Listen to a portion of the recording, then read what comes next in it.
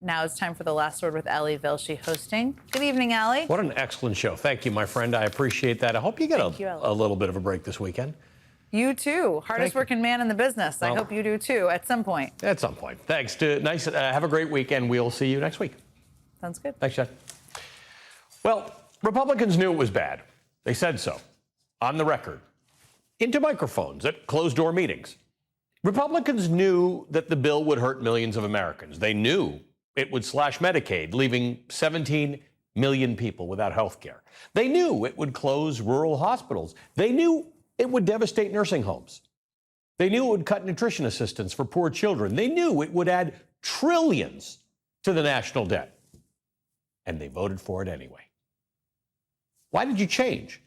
Andy Harris said, because we got a package that I think would have turned out better than what we would have gotten. The reporter says, but is that caving? Harris says, winning is caving?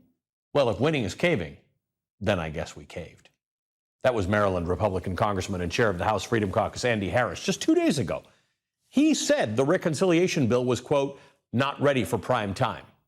Yesterday, Texas Congressman Keith Self, a member of the Freedom Caucus, said, quote, House leadership wants to cram this broken bill down our throats by rushing it to the floor while in the middle of discussions, completely disregarding their promises, end quote.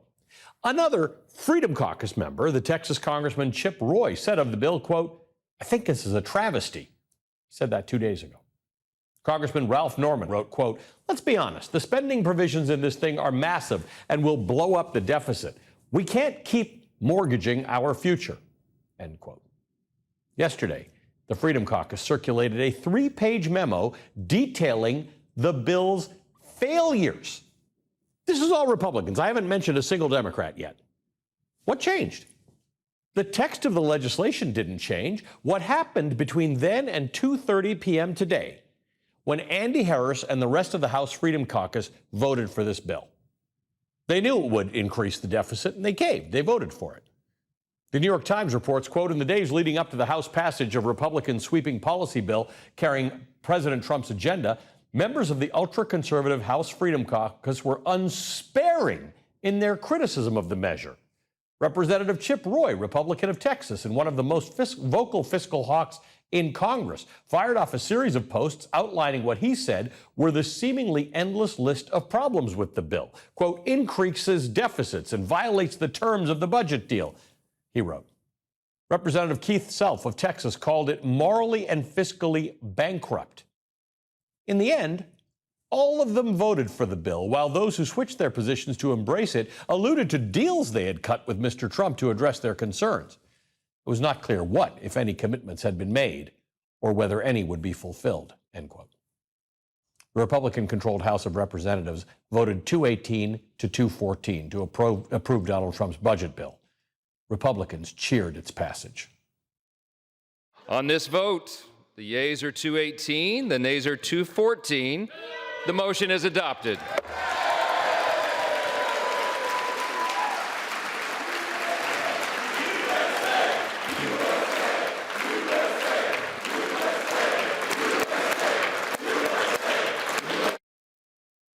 $17 million Americans getting thrown off their health care.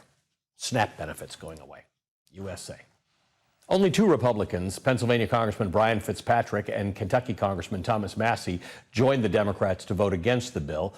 218 Republicans did not. They caved at the expense of their constituents. They all knew it wasn't a good bill, but Donald Trump was able to offer something that most presidents can't.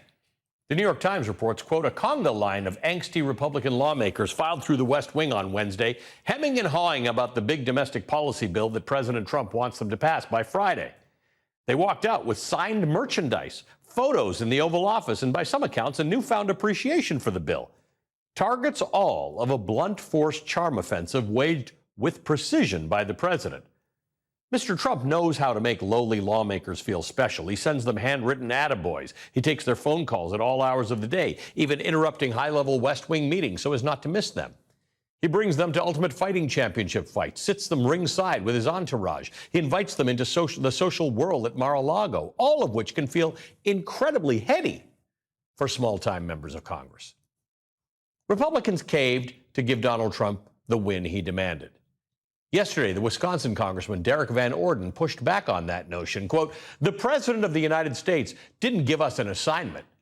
We're not a bunch of little bitches around here, okay? I'm a member of Congress. I represent almost 800,000 Wisconsinites. We're not a bunch of little bitches around here." Those are his words, not mine. 152,902 people rely on Medicaid for health coverage in Congressman Van Orden's district. Derek Van Orden voted against the interests of about 21% of his constituents living in Wisconsin's 3rd congressional district. Today, Donald Trump said this about the hold that he has on Republicans in his 2nd term. I think I have more power now. I do. I could say, oh, gee, I don't know. I think I probably do. Awful modest of him. You can thank the United States Supreme Court and Republicans who roll over for Trump for that statement. Using the only power the minority has, Democratic leader Hakeem Jeffries rose to speak at 4:53 a.m. today. He kept speaking for 8 hours and 45 minutes, forcing the vote on the Republican bill out of the shadow of the night and into daytime news coverage. In doing so, Leader Jeffries broke the record for the longest House speech, and he made sure that voters and historians knew exactly what this bill does. Republicans are trying to take a chainsaw to Social Security, a chainsaw to Medicare, a chainsaw to Medicaid, a chainsaw to the health care of the American people, a chainsaw to nutritional assistance for hungry children, a chainsaw to farm country, and a chainsaw to vulnerable Americans. The policies unleashed by the Trump administration have been so chaotic, so all over the place. So much uncertainty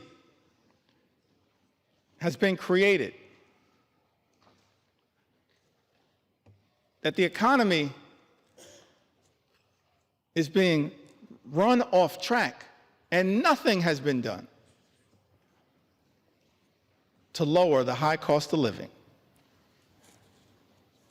In fact, not a single thing in Donald Trump's one big ugly bill will meaningfully make life more affordable for everyday Americans. And that's just one of several reasons why House Democrats are a hell no on this legislation. We were a hell no last week, a hell no this week, a hell no yesterday, a hell no today. Republicans knew all of that, and they still voted for that bill. And tomorrow, July 4th, Donald Trump will sign the largest Medicaid cuts in history into law. Joining us now, Rebecca Cook, Democratic congressional candidate in Wisconsin's 3rd district. Rebecca, good to see you again. Wildly relevant to talk to you because you can talk in grand terms about the numbers and the things that are being cut, but you're on the ground in Wisconsin 3rd, where your member of Congress voted for this bill with the full knowledge of the damage it would do, to the extent, by the way, he wrote a letter to your governor asking the governor to protect state hospitals, the hospitals in your state, from the cuts that this bill will impose upon them. That's exactly right. Derek Van Orden knew what this bill was going to do to working families across the state of Wisconsin, across this district, across the country, and he did it anyway. He's clearly very beholden to party bosses, to people like Donald Trump, to the ultra rich, but not to working families across Wisconsin 3. And it's clear that he lacks a spine to be able to represent us out in D.C. What? Because he didn't show up at town hall meetings like many of his colleagues.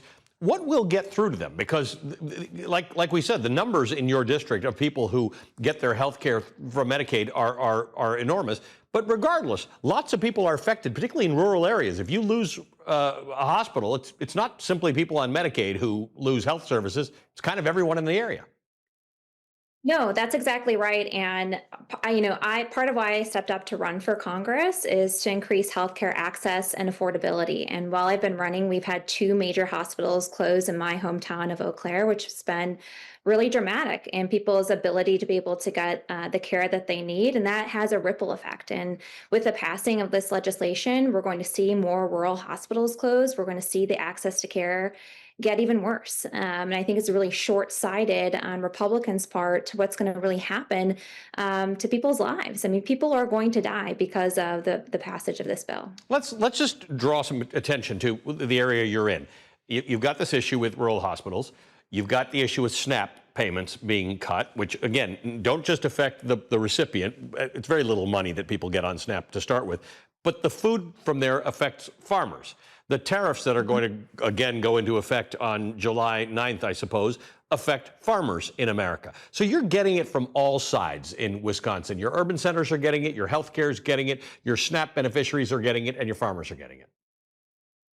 Right. And we're all bearing that at the brunt of benefits billionaires. And Derek Van Orden cut a deal with billionaire special interests. Billionaires are getting tax breaks so that kids can go to school hungry.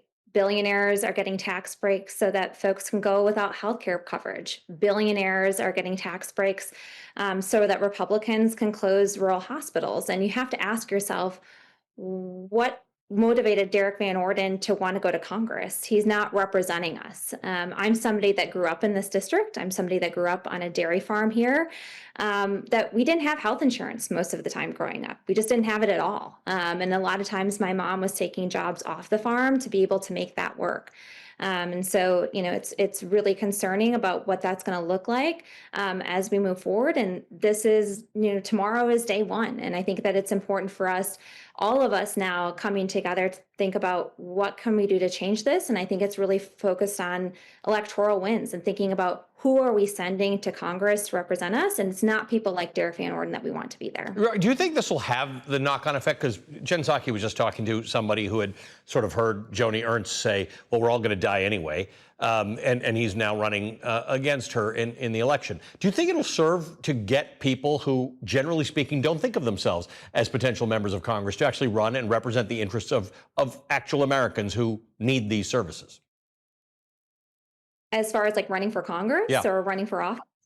Yeah, I think we need more working class voices to step off the sidelines. I think we have far too many elites or people that come from political backgrounds that don't understand what it's like to live failed policy, and that's something that I certainly have. I grew up on a dairy farm here in Wisconsin. I've run a small business for a lot of years, and I'm waitressing while I'm running for Congress. And I think that we need more of those types of voices representing us out in DC. They're going to fight like hell to expand opportunities for middle-class families.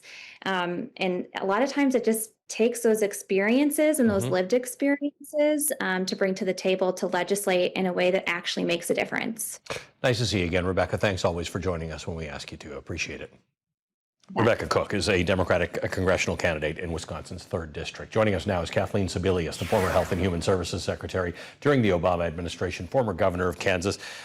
Secretary Sebelius, you oversaw the largest expansion of Medicaid in the country, which took us in some direction toward being like most other developed countries, where there's some form of access for everybody to health care. Today, we have taken such a drastic step in the other direction. Well, Allie, that's right.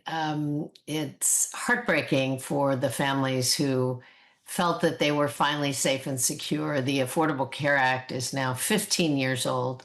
Medicaid was passed into law 60 years ago this year. Big anniversaries for both. And I think there are lots of people who felt that those laws were safe and secure, that they could rely on affordable health care, that they wouldn't go into medical debt if they or their families got sick. They could afford their medications. They could pay their doctors. They could go to wellness checks. And this is the largest cut in health care that we have ever seen in the United States of America. And it's frankly shocking that the Republicans voted for it and know exactly what's going to happen to their states. But that's the thing. They do know. And and many of them articulated it in the last couple of weeks. Some wrote letters, some tweeted. They all knew.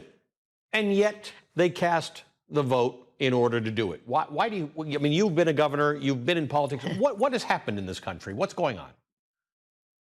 Well, I think, unfortunately, what we see is a Republican Party that has been totally taken over by the Donald Trump MAGA movement. And I'm not at all sure the president has any idea what's in this bill. He continues to say we're not going to touch Medicaid benefits. Well, about 17 million people between the changes they're making in the Affordable Care Act and the changes that they're making in Medicaid, 17 million Americans will lose their health coverage. Yep. That's massive.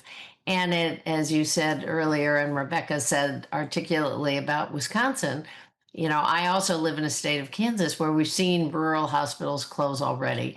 This is the most devastating cut to rural America, where the number of individuals relying on Medicaid is actually higher than in urban centers. Hospitals depend on it.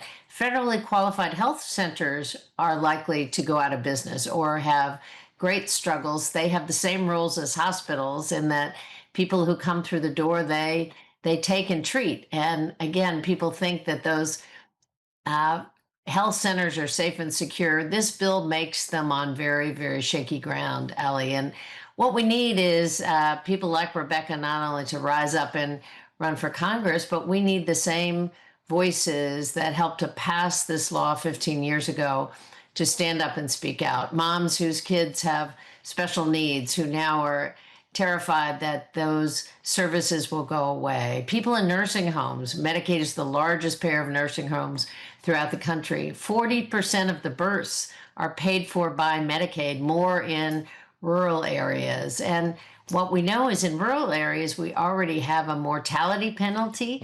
Working age men and women are dying in rural America more than they did in 1979. There are lots of underlying conditions, but you close hospitals, you close health centers, you drive away doctors, and it's a much more terrifying regardless of whether you receive any Medicaid. Like you bet. The hospital closes, the doctors go away. There's a need for doctors in this country, nurses, EMTs. They'll get work elsewhere. You'll lose your health care. Well, and people won't be able to have, I mean, having a baby right now, if you live in rural America, is more and more difficult because OB centers are closing. This will make it 50 times harder. So grandparents who want to gather over the 4th of July with their grandkids and raise them in the same communities, those days may be quickly ending because nobody's going to live in a town if you can't get to the hospital, if you can't have a baby in the hospital. It's already very dangerous for women across this country to try and have babies in remote and isolated areas. And this bill makes it far worse. Secretary, good to see you again. Thank you for being with former HHS Secretary Kathleen Sebelius, former governor of Kansas. All right, coming up, Donald Trump campaigned on draining the swamp with this new monster bill of tax cuts for the rich at the expense of the poor. He's made Washington, D.C. swampier than ever. That's next with Democratic Congressman Ro Khanna.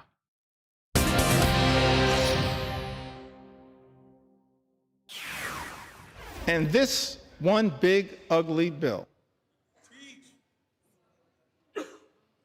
represents a massive giveaway to special interests in this country.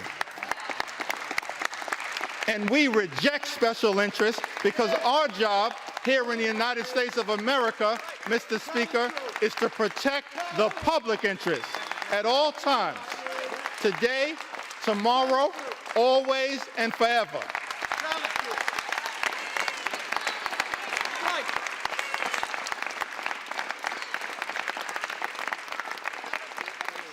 Extraordinary to me, Mr. Speaker, that you got folks in this town talking about draining the swamp. Guess what? You are the swamp.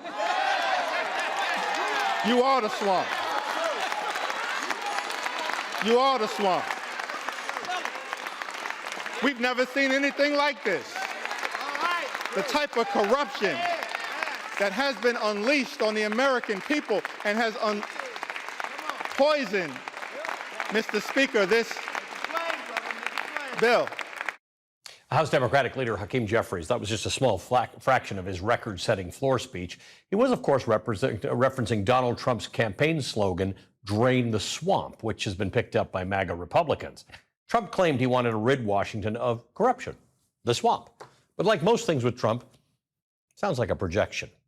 Sure seems like he has no problem playing in the swamp himself. The New York Times reports on the Trump Organization's enrichment scheme after Donald Trump clinched the Republican nomination last summer. Quote, Mr. Trump, along with his two eldest sons, Eric and Donald Jr., refocused the family business, forming a series of partnerships, especially in cryptocurrency, with investors who were willing to bank on his victory.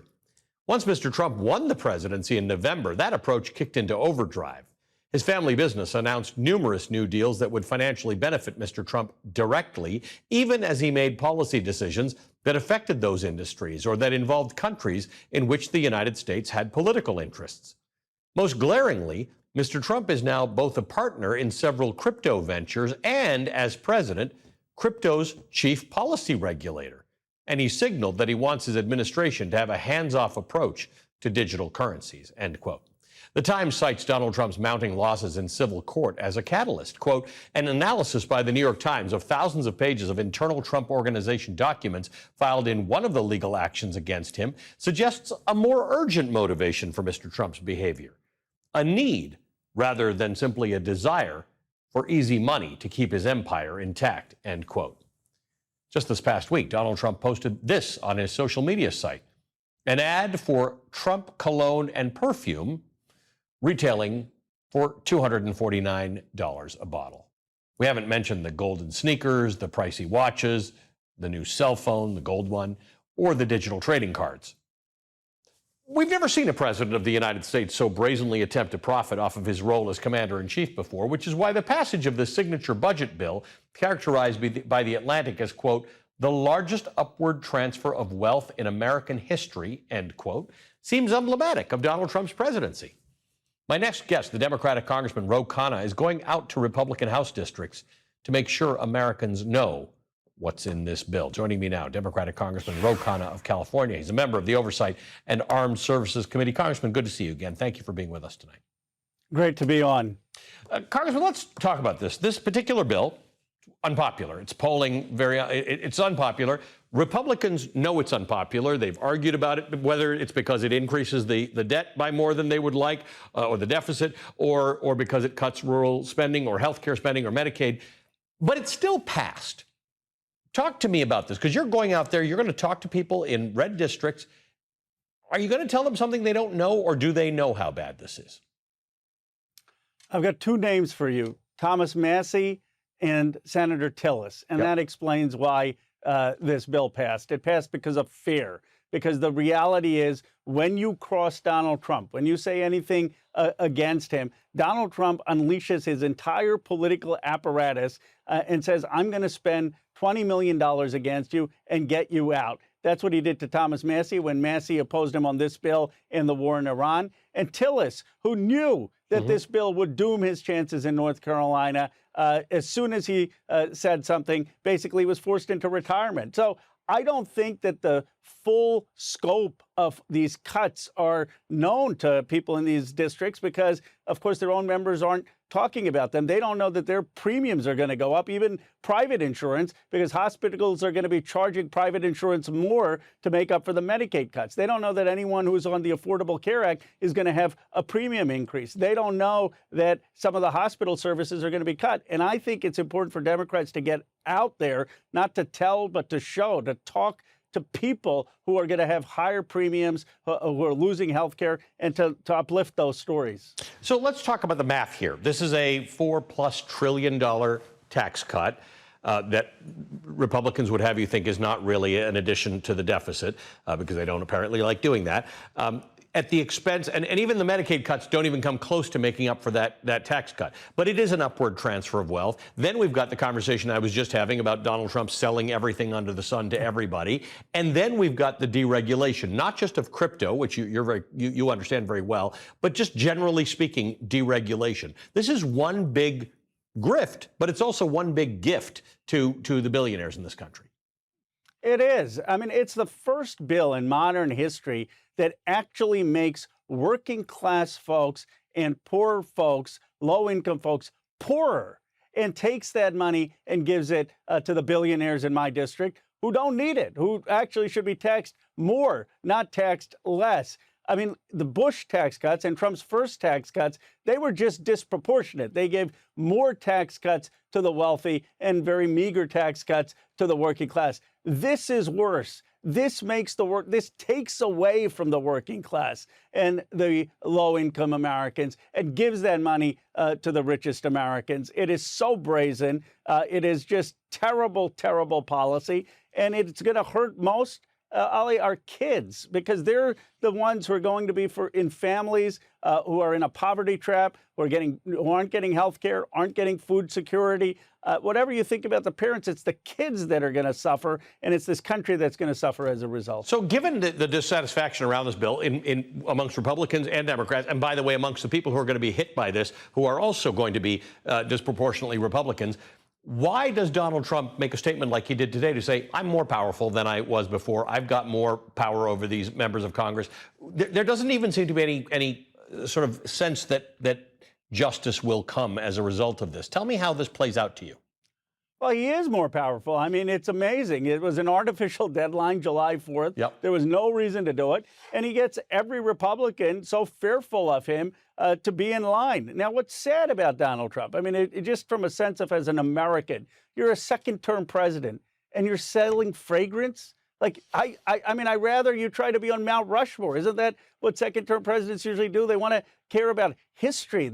You're leading the greatest nation in the history of humanity, and you're concerned about fragrance sales. It's the tackiness, it's the pettiness of it that is the most disturbing, more than the corruption. It's the lack of the understanding of the awesome responsibility of leading the greatest nation in the world. And you have an entire comatose Republican Party that, like minions, are following him. And, you know, the biggest loser in all of this is actually J.D. Vance, because the cuts actually go most into effect, some before the midterms, but most into effect in 2027 and 2028.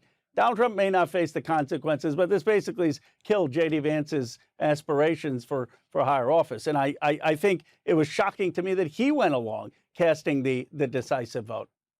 Ro Khanna, good to see you. Let's stay in touch as you're talking to people across the country and see what you're hearing. Congressman Ro Khanna of California. All right, coming up, Donald Trump is being called out by Rupert Murdoch's Wall Street Journal for his weakness in dealing with Vladimir Putin's illegal, murderous invasion of Ukraine. I'll discuss what we learned today about Donald Trump's latest very long phone call with Vladimir Putin next, with former U.S. Ambassador to Russia, Michael McFaul.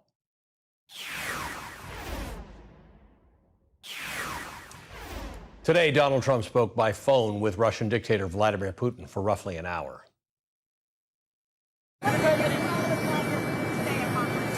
We had a call. It was a pretty long call. We talked about a lot of things, including Iran.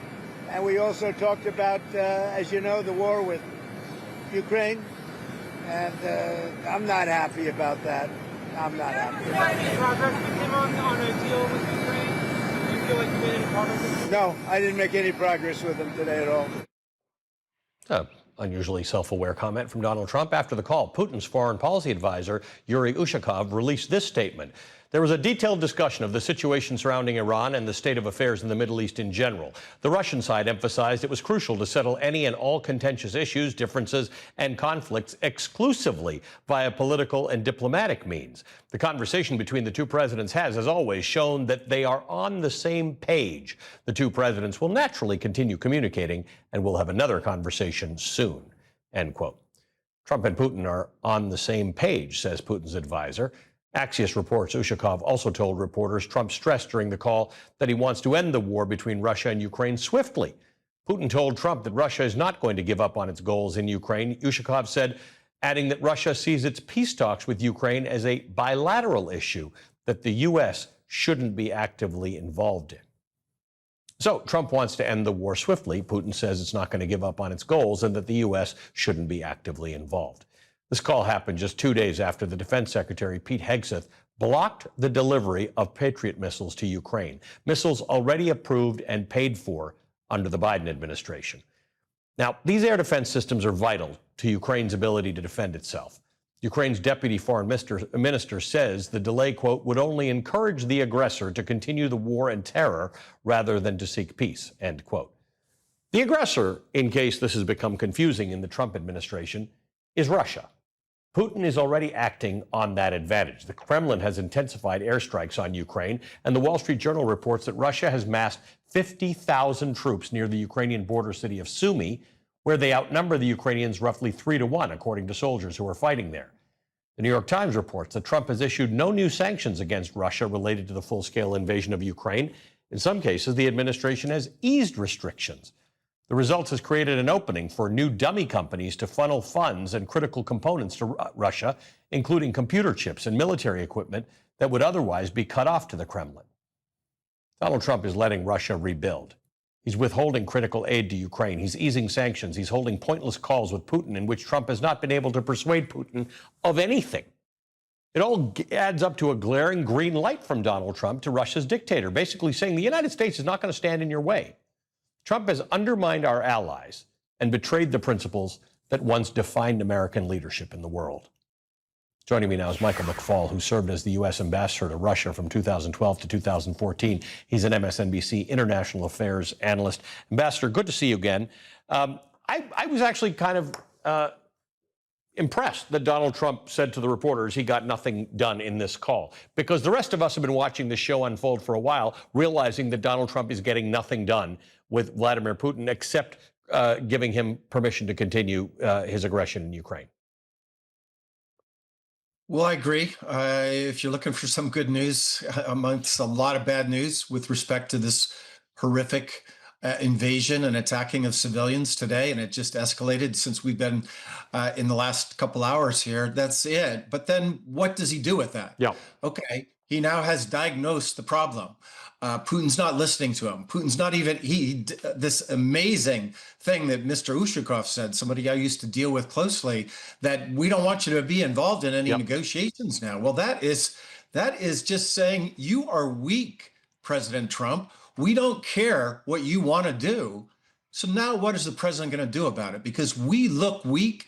This incredibly poor decision by the Department of Defense to not deliver these Patriot systems, like you said, already paid for, approved by the U.S. Congress, that is a signal of weakness. And what I don't understand about a guy that seems so obsessed with looking tough, with looking strong, is why does President Trump allow Putin to make him look so weak?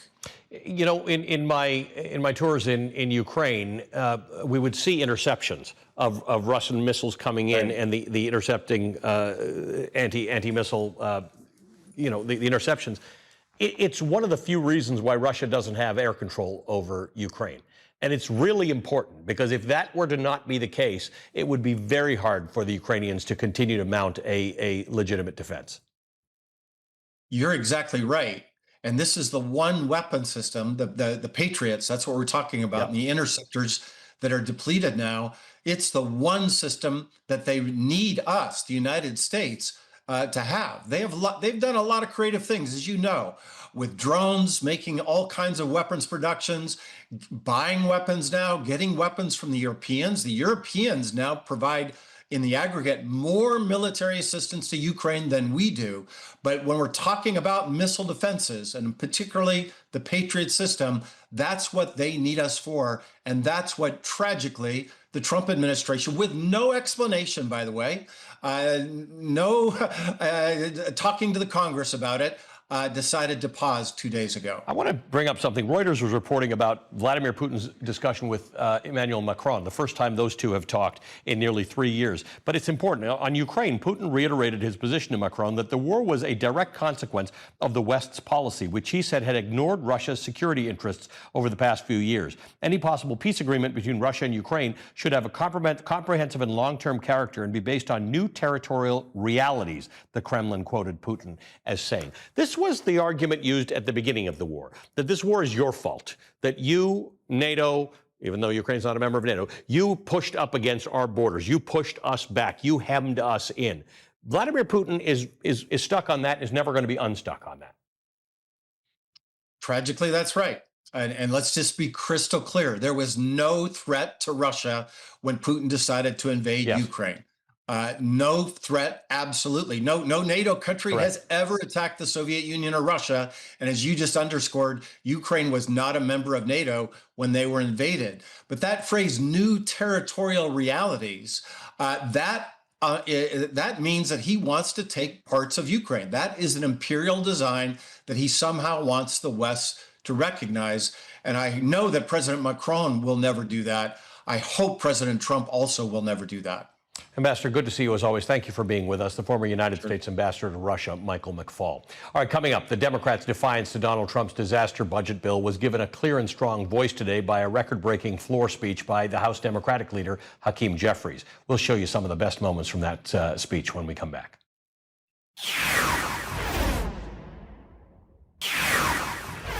Democratic leader Hakeem Jeffries set the record overnight for the longest House floor speech in American history in opposition to Donald Trump's budget bill that Republicans ended up passing today. He used his time to highlight the devastating cuts in the bill and the stories of some of the everyday Americans who will be hurt by it. It was his way of showing that Democrats have not and will not stop fighting for the American people. I rise today in strong opposition to Donald Trump's one big, ugly bill. This disgusting abomination, the GOP tax scam that guts Medicaid, rips food from the mouths of children, seniors, and veterans, and rewards billionaires with massive tax breaks. Republicans are once again, which has been the case, Mr. Speaker, through every step of this journey, tried to jam this bill through the House of Representatives under cover of darkness. But I'm here today to make it clear that I'm going to take my time and ensure that the American people fully understand how damaging this bill will be to their quality of life. How can you prepare to celebrate legislation that will undermine the quality of life of everyday Americans? It's not just a hypothetical. It's not just hyperbole. It's not just hype. It will happen. Everyday Americans will be hurt by the one big ugly bill. Because that debate was so limited, I feel the obligation, Mr. Speaker, to stand on this House floor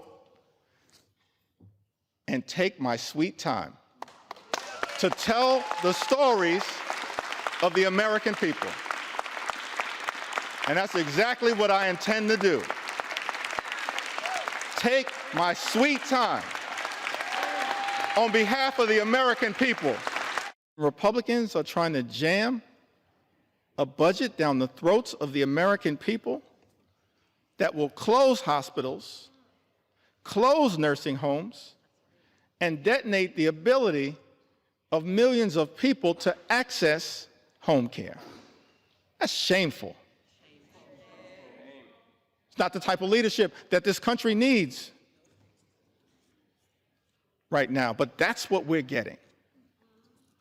Chaos, cruelty, and corruption. Budgets are moral documents. And in our view, Mr. Speaker, budgets should be designed to lift people up. This reckless Republican budget that we are debating right now on the floor of the House of Representatives tears people down. This reckless Republican budget is an immoral document. People will die. Tens of thousands, perhaps year after year after year, as a result of the Republican assault on the health care of the American people. I'm sad. I never thought that I'd be on the House floor saying that this is a crime scene.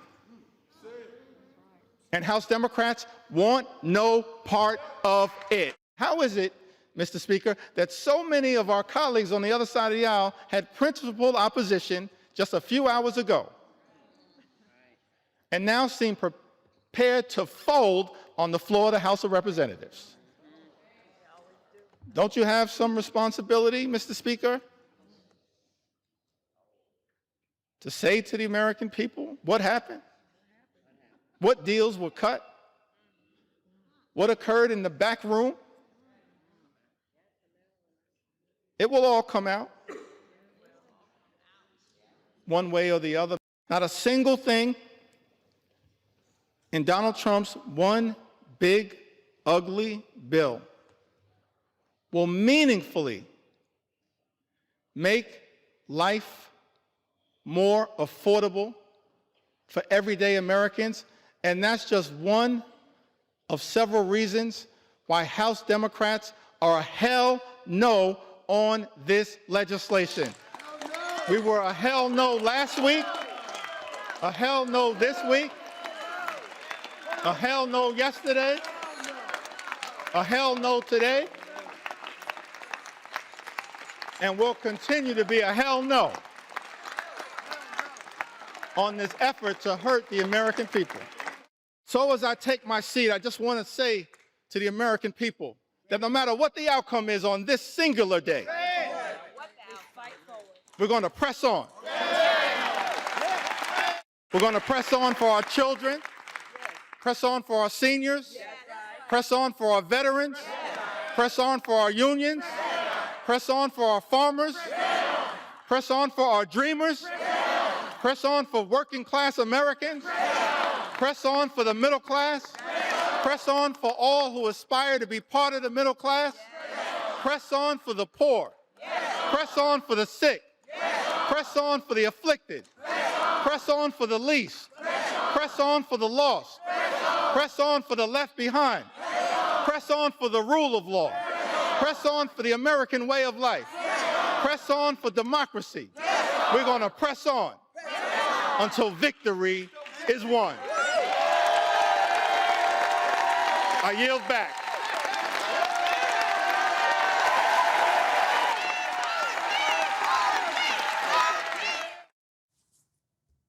Longest floor speech in congressional history. Tonight's last word is next. I hope you have a very happy 4th of July. I'll see you at the usual time, Saturday, 10 a.m. Eastern for Velshi right here on MSNBC. That is tonight's last word.